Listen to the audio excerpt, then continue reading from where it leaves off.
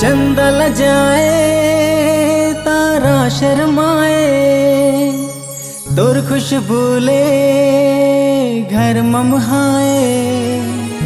चंदा ल जाए तारा शर्माए, तोर खुशबू ले घर ममहाए।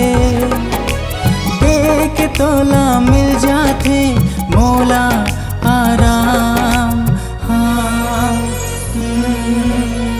दिल की धड़कन माँ हावे बस तोरे नाम। मोर बिहनिया तही हर मोर शाम।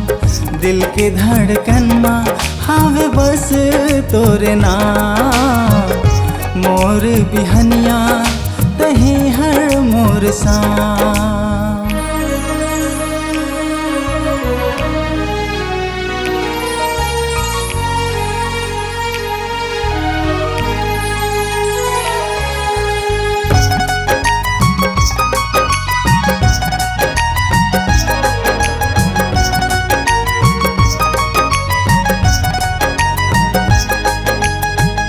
उड़ के आजा मन के आगास माँ, तैहा बन के पंछिनी। मोहे डारे मोला खवा के मताना, तैहा रे मोहनी। तोला सोचना तोला चाहना, बन गे है बस अब मोर का। दिल के धड़कन माँ हावे बस तोरे नाम।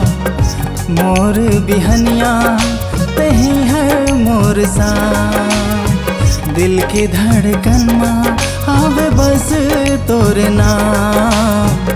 मोर बिहनिया तही हर मोर शाम।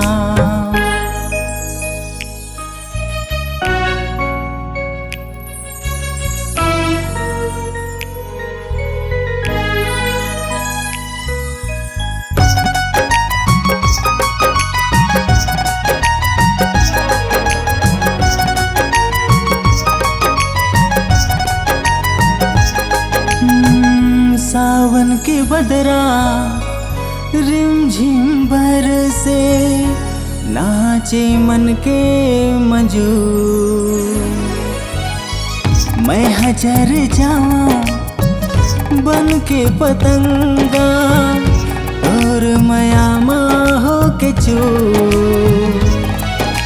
रब ले मांगा छुप छुप देखा, लिखा मैं हाँ तोला अब पयाम।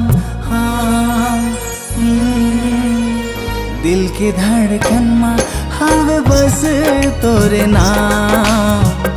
मोर बिहनिया तही हर मोर शाम। दिल की धड़कन माँ हावे बस तोरे नाम। मोर बिहनिया तही हर मोर शाम।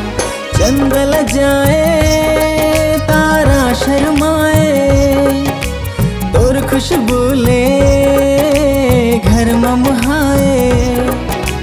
देख तोला मिल जाते मोला आराम। दिल के धड़कन माँ हावे बस तोरे नाम।